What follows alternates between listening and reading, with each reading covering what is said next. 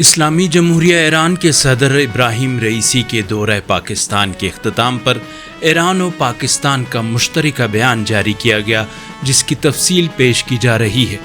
یہ بیان وزارت خارجہ کی ویب سائٹ پر بھی موجود ہے۔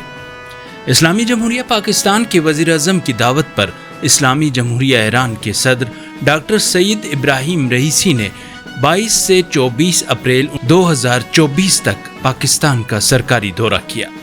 ایران کے صدر کے ہمراہ ایک اعلیٰ سطحی وفد بھی تھا، جس میں ایران کے وزیر خارجہ بھی شامل تھے۔ صدر ابراہیم رئیسی نے وزیر اعظم شہباز شریف سے وفود کی سطح پر بات چیت کی۔ ان مذاکرات کے دوران فریقین نے پاکستان ایران دو طرفہ تعلقات کے تمام پہلوؤں کا جائزہ لیا اور علاقائی اور عالمی امور پر بھی تبادلہ خیال کیا۔ دورے کے دوران متعدد مفاہمت ناموں اور معاہدوں پر دستخط کیے گئے۔ دونوں فریقوں نے برادرانہ تعلقات کو مضبوط بنانے کے لیے اعلیٰ سطحی دوروں کے باقاعدہ تبادلے کے ذریعے باہمی روابط کو بڑھانے پر اتفاق کیا۔ دونوں پڑوسی اور مسلم ممالک کے درمیان ثقافتی، تاریخی، مذہبی اور تہذیبی تعلقات کو اجاگر کرتے ہوئے دونوں فریقوں نے علمی، ثقافتی اور سیاحتی سرگرمیوں کو فروغ دینے اور تاریخی مذہبی مقامات کی سیاحت کو بڑھا کر ان تعلقات کو مزید مضبوط کرنے کے لیے اپنے عزم اور لگن کا اعادہ کیا۔ اس بات کو تسلیم کرتے ہوئے کہ پاکستان ایران مشترکہ سرحد امن اور دوستی کی سرحد ہونی چاہیے، دونوں اطراف نے دہشت گردی جیسے خطرات سے نمٹنے کے لیے دونوں ممالک کے سیاسی، فوجی اور سیکیورٹی حکام کے درمیان باقاعدہ تعاون اور تبادلہ خیال کی اہمیت کا اعادہ کیا، جس میں منشیات کی سمگلنگ، انسانی سمگلنگ، یرغمال بنانا، منی لانڈرنگ اور اغوا شامل ہیں۔ دونوں فریقوں نے تجارتی اور اقتصادی تعاون کو مزید وسعت دینے پر اتفاق کیا اور اپنی مشترکہ سرحد کو امن کی سرحد سے خوشحالی کی سرحد میں تبدیل کرنے کے عزم کا اعادہ کیا۔ مشترکہ ترقی پر مبنی اقتصادی منصوبوں کے ذریعے، جس میں مشترکہ سرحدی منڈیوں کا قیام اور اقتصادیات شامل ہیں، انہوں نے توانائی کے شعبوں میں تعاون کی اہمیت کا اعادہ کیا، جس میں بجلی، پاور ٹرانسمیشن لائنز اور IP gas pipeline project شامل ہیں۔ دونوں رہنماؤں نے اپنی باہمی تجارت کو اگلے 5 سالوں میں $10 بلین امریکی تک بڑھانے پر اتفاق کیا۔ دونوں فریقوں نے ایک طویل مدتی، پائیدار اقتصادی شراکت داری اور باہمی تعاون پر مبنی علاقائی اقتصادی اور روابط کے ماڈل، خاص طور پر ایران کے صوبہ سیستان بلوچستان اور پاکستان کے صوبہ بلوچستان میں سماجی و اقتصادی ترقی کی ضرورت پر زور دیا۔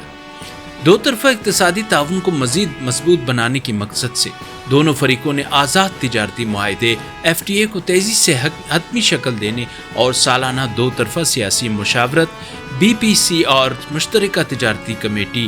JBTC کے اگلے اجلاسوں کے ساتھ ساتھ 22ویں دور کے انعقاد پر اتفاق کیا۔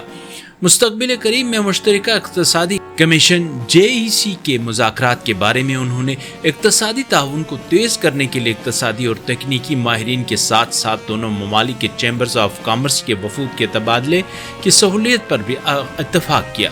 TIR کے تحت رمضان بارڈر پوائنٹ کو بین الاقوامی سرحدی کراسنگ پوائنٹ قرار دینے اور باقی 2 بارٹر مارکیٹس کھولنے پر بھی اتفاق کیا گیا۔ اقتصادی اور تجارتی سرگرمیوں کو سہولت فراہم کرنے کے لیے دونوں فریقوں کے درمیان بارٹر ٹریڈ میکنزم کو مکمل طور پر فعال کرنے پر اتفاق رائے کیا گیا، خصوصی طور پر جاری باہمی کوششوں کے تحت، جیسے کہ سرحدی غذائی منڈی، جو مقامی باشندوں کی معاشی صورتحال کو بہتر بنانے میں معاون ثابت ہوگی اور سرحدی سیکیورٹی کو بڑھانے کے لیے مزید اقدام کی تشکیل کریں گی۔ پاکستان اور ایران نے دونوں ممالک کے ساتھ ساتھ وسیع تر خطے کے ساتھ روابط کو فروغ دینے کے لیے اپنے اپنے جغرافیائی مقامات کو بروئے کار لانے کی اہمیت پر زور دیا۔ دونوں فریقین نے TIR کنونشن کے تحت سامان کی باقاعدہ ترسیل میں ہونے والی پیش رفت پر اطمینان کا اظہار کیا اور پاکستان اور ایران کے درمیان مؤثر، تیز رفتار اور رکاوٹوں سے پاک تجارت کو مزید فروغ دینے کے لیے کنونشن کو مکمل طور پر فعال کرنے پر اتفاق کیا۔ اس بات پر اتفاق کیا گیا کہ TIR کنونشن کو مکمل طور پر فعال کرنے سے ECO کے وسیع علاقے میں علاقائی انضمام اور رابطے میں بھی اضافہ ہوگا۔ BRI اور اقتصادی تعاون تنظیم ECO کے ارکان کے طور پر دونوں ممالک نے رابطے، بنیادی ڈھانچے کی ترقی اور توانائی کے شعبوں میں تعاون بڑھانے کے پختہ عزم کا اظہار کیا۔ دونوں ممالک نے گوادر اور چابہار کی بندرگاہوں کے درمیان باہمی فائدہ مند اور پائیدار روابط کو بڑھانے پر بھی اتفاق کیا۔ دہشت گردی کی تمام شکلوں اور مظاہر کی مذمت کرتے ہوئے دونوں فریقوں نے تسلیم کیا کہ دہشت گردی علاقائی امن و استحکام کے لیے مشترکہ خطرہ ہے اور خطے کی ترقی میں ایک بڑی رکاوٹ ہے۔ اقوام متحدہ کے چارٹر کے اصولوں، بالخصوص رکن ممالک کی خود مختاری اور علاقائی سالمیت کے اصولوں کو مکمل طور پر برقرار رکھتے ہوئے اس خطرے کا مقابلہ کرنے اور اس خطرے کا مؤثر طریقے سے مقابلہ کرنے اور اس کا مقابلہ کرنے کے لیے موجودہ دو طرفہ ادارہ جاتی میکانزم سے فائدہ اٹھانے کے لیے باہمی تعاون پر مبنی نقطہ نظر اپنانے پر اتفاق کیا گیا۔ دونوں اطراف نے اس سرحدی علاقوں میں سیکیورٹی کے ماحول کو بہتر بنانے میں اقتصادی اور تجارتی مواقع میں اضافے کے کلیدی کردار کو بھی تسلیم کیا۔ علاقائی اور عالمی سطح پر ہونے والی پیش رفت کا نوٹس لیتے ہوئے دونوں فریقوں نے مشترکہ چیلنجوں کا باہمی طور پر قابل قبول حل تلاش کرنے کے لیے مذاکرات اور سفارتکاری کے ذریعے تنازعات کے پرامن حل کی اہمیت پر زور دیا۔ دونوں فریقوں نے مسئلہ کشمیر کو اس خطے کے عوام کی مرضی اور بین الاقوامی قانون کے مطابق مذاکرات اور پرامن ذرائع سے حل کرنے کی ضرورت کو اجاگر کیا۔ دونوں اطراف نے غزہ کی غیر انسانی ناکہ بندی کے ساتھ ساتھ فلسطینی عوام کے خلاف جاری اسرائیلی حکومت کی جارحیت اور مظالم کی شدید اور دو ٹوک مذمت کا اظہار کیا، جس کے نتیجے میں بڑے پیمانے پر ہلاکتوں اور تباہی کے ساتھ ساتھ لاکھوں فلسطینیوں کو بے گھر ہونا پڑا ہے۔ انہوں نے فوری اور غیر مشروط جنگ بندی، غزہ کے محصور لوگوں تک بلا روک ٹوک انسانی رسائی، بے گھر فلسطینیوں کی واپسی کے ساتھ اسرائیلی حکومت کی جانب سے کیے جانے والے جرائم کے احتساب کو یقینی بنانے کا مطالبہ کیا۔ انہوں نے فلسطین کے عوام کی امنگوں پر مبنی منصفانہ، جامع اور پائیدار حل کے لیے اپنی حمایت کا اعادہ کیا۔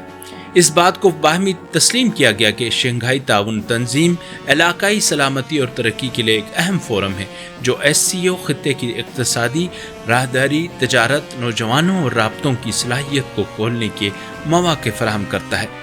فریقین نے SCO کے تمام میکانزم میں دونوں ممالک کے درمیان قریبی اور تعاون پر مبنی تعلقات پر اطمینان کا اظہار کیا۔ انہوں نے خطے میں استحکام کو برقرار رکھنے اور اقتصادی تعلقات کو فروغ دینے کی کوششوں کو مربوط کرنے کے لیے SCO افغانستان رابطہ گروپ کی سرگرمیوں کو جلد از جلد شروع کرنے کی اہمیت پر بھی زور دیا۔ اقتصادی ترقی کے لیے علاقائی تعاون کی اہمیت کو اجاگر کرتے ہوئے دونوں فریقین نے تسلیم کیا کہ ECO کے خطے میں رکن ممالک کی معیشتوں کی ترقی کے لیے بے پناہ امکانات موجود ہیں اور ECO کے فریم ورک کے اندر علاقائی ممالک کے درمیان فعال تعاون پر زور دیا۔ انہوں نے اس خیال کا اظہار کیا کہ SCO اور ECO کے درمیان تعاون پورے خطے کی ترقی اور ترقی کو تیز کرنے میں اہم کردار ادا کر سکتا ہے۔ دونوں فریقوں نے دہشت گردی اور منشیات کی اسمگلنگ کے خطرات سے پاک ایک پرامن، متحد، خود مختار اور خود مختار ریاست کے طور پر افغانستان کی ترقی کے لیے اپنے عزم کا اعادہ کیا۔ اس بات کا ذکر کرتے ہوئے کہ افغانستان میں دہشت گرد تنظیموں کا وجود علاقائی اور عالمی سلامتی کے لیے ایک سنگین خطرہ ہے، دونوں فریقوں نے انسداد دہشت گردی اور سلامتی پر تعاون بڑھانے اور دہشت گردی کے خلاف متحدہ محاذ تیار کرنے کے لیے اپنی آمادگی کا اعادہ کیا۔ دونوں فریقوں نے خطے میں سلامتی اور استحکام کو یقینی بنانے کے لیے علاقائی اور بین الاقوامی کوششوں کو مربوط بنانے کی مطابقت کو بھی نوٹ کیا اور اس مقصد کے لیے موجودہ علاقائی فورمز کے مثبت تعاون پر زور دیا۔ افغانستان کی خود مختاری اور علاقائی سالمیت کا احترام کرتے ہوئے دونوں فریقوں نے تسلیم کیا کہ بنیادی فیصلہ سازی میں افغانوں کے تمام طبقات کی بڑھتی ہوئی شرکت اس ملک میں امن اور استحکام کو تقویت دینے کا باعث بنے گی۔ صدر رئیسی نے اسلامی جمہوریہ پاکستان کے صدر آصف زرداری سے بھی ملاقات کی۔ دونوں رہنماؤں نے دو طرفہ تعلقات کی موجودہ سطح پر اطمینان کا اظہار کیا اور باہمی مفاد کے شعبوں میں کثیر جہتی تعاون کے مستحکم کرنے کا عزم کا اعادہ کیا۔ پاکستان کی سینٹ کے چیئرمین یوسف رضا گیلانی اور پاکستان کی قومی اسمبلی کے اسپیکر سردار ایاز صادق نے بھی صدر رئیسی سے ملاقات کی۔ اپنی ملاقاتوں میں دونوں فریقوں نے دونوں ممالک کی پارلیمانوں کے درمیان رابطے بڑھانے کی ضرورت پر زور دیا۔ فریقین نے ایک دوسرے کی قیدیوں کی رہائی اور ایران اور پاکستان کے درمیان مجرموں اور ملزمان کی حوالگی کے معاہدے کی بنیاد پر ایک دوسرے کے قیدیوں کو رہا کرنے اور ان کی حوالگی کے لیے اقدامات کرنے پر اتفاق کا اظہار کیا، جو دونوں ممالک کے درمیان 1960 میں منظور کیا گیا تھا اور مجرموں کی منتقلی کے معاہدے کے تحت دونوں ممالک نے 2016 میں منظوری دی تھی۔ دونوں فریقوں نے دمشق میں ایرانی سفارت خانے کی کونسلر سیکشن پر حملے کی شدید مذمت کی، جو کہ شام کی خود مختاری کی ناقابل قبول خلاف ورزی تھی اور اس کے استحکام اور سلامتی کو نقصان پہنچاتی تھی۔ انہوں نے اتفاق کیا کہ یہ حملہ بین الاقوامی قانون اور اقوام متحدہ کے چارٹر کی خلاف ورزی ہے اور یہ 1961 کے سفارتی تعلقات کے ویانا کنونشن کے تحت غیر قانونی تھا۔ اس بات کو تسلیم کرتے ہوئے کہ اسرائیل حکومت کی افواج کا غیر ذمہ دارانہ عمل پہلے سے ہی غیر مستحکم خطے میں ایک بڑا اضافہ تھا، فریقین نے اقوام متحدہ کے سلامتی کونسل سے یہ مطالبہ کیا کہ وہ اسرائیل کی حکومت کو خطے میں اس کی مہم جوئی اور اس کے پڑوسیوں پر حملہ کرنے اور غیر ملکی سفارتی تنصیبات کو نشانہ بنانے کے غیر قانونی اقدامات سے روکے۔ دونوں فریقین نے بعض ممالک میں اسلاموفوبیا، قرآن پاک اور مقدس نشانات کی بے حرمتی کے بڑھتے ہوئے واقعات کی مذمت کی۔ انہوں نے اس بات پر بھی زور دیا کہ آزادی اظہار کے بہانے مذہبی منافرت کی وکالت جو امتیازی سلوک، دشمنی یا تشدد کو اکساتی ہو کی اجازت نہیں ہونی چاہیے۔ انہوں نے اس سلسلے میں اقوام متحدہ کی جنرل اسمبلی کی قرارداد کو اسلاموفوبیا سے نمٹنے کے اقدامات کی منظوری کا خط مقدم کیا اور اسلاموفوبیا سے نمٹنے کے لیے اقوام متحدہ کے خصوصی ایلچی کی جلد تقرری کے ساتھ ساتھ دیگر متعلقہ اقدامات کے نفاذ پر زور دیا۔ قرارداد اسلامی جمہوریہ ایران نے بھی اقوام متحدہ کی جنرل اسمبلی میں اسلاموفوبیا سے نمٹنے کے اقدامات سے متعلق قرارداد کو منظور کرنے کے اقدام پر اسلامی جمہوریہ پاکستان کے لیے اپنی تعریف کا اظہار کیا۔ دونوں فریقوں نے سماجی، قانونی اور حکمرانی کے نظام کے تنوع کے بین الاقوامی احترام پر زور دیا۔ انہوں نے آفاقیت، غیر جانبداری، معروضیت اور غیر انتخابی اصولوں، تعمیری بین الاقوامی مکالمے اور تمام انسانی حقوق کے فروغ اور تحفظ میں تعاون پر بھی زور دیا اور کسی بھی ذریعے سے ممالک کے اندرونی معاملات میں مداخلت کی سخت مخالفت کا اظہار کیا۔ دونوں فریقوں نے اس بات کی تصدیق کی کہ ہر قوم کی اپنی منفرد تاریخ، ثقافت اور قومی خصوصیات اور متنوع سماجی نظام اور سماجی اور اقتصادی ترقی کی سطحیں ہیں، اور یہ کہ انسانی حقوق کا تحفظ بین الاقوامی انسانی حقوق کے قانون کے تحت ذمہ داریوں کے مطابق ہونا چاہیے۔ اس سلسلے میں دونوں فریقوں نے انسانی حقوق کے تحفظ اور فروغ کے لیے مشاورت اور تعاون بڑھانے پر زور دیا۔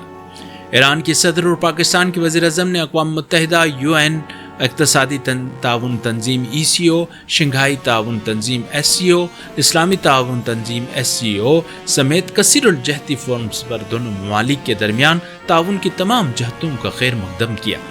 ایرانی صدر ابراہیم رئیسی نے 23-24 اپریل کو لاہور اور کراچی کا دورہ بھی کیا۔ لاہور میں صدر رئیسی نے حضرت علامہ محمد اقبال کو خراج عقیدت پیش کیا اور مزار اقبال پر حاضری دی۔ کراچی میں صدر رئیسی نے مزار قائد پر پھولوں کی چادر چڑھانے کی تقریب میں شرکت کی۔ انہوں نے کراچی میں دونوں اطراف کے تاجروں کے بڑے پیمانے پر شرکت کرنے والے اجلاس سے بھی خطاب کیا۔ صدر مملکت نے اپنے خطاب میں دونوں ممالک کے نجی شعبوں کو مشترکہ بزنس کونسل کے فریم ورک کے ساتھ ساتھ تجارتی وفود کے تبادلوں اور تجارتی نمائشوں کے انعقاد کے ذریعے قریبی روابط بڑھانے کی ترغیب دی۔ اسلامی جمہوریہ ایران کے صدر نے ایرانی وفد کی گرم جوشی اور فیاضانہ مہمان نوازی پر وزیر اعظم پاکستان کی تعریف کی۔ اسلامی جمہوریہ ایران کے صدر نے پاکستان کے صدر اور وزیر اعظم کو ایران کے سرکاری دوروں کی پرزور دعوتیں بھی دیں۔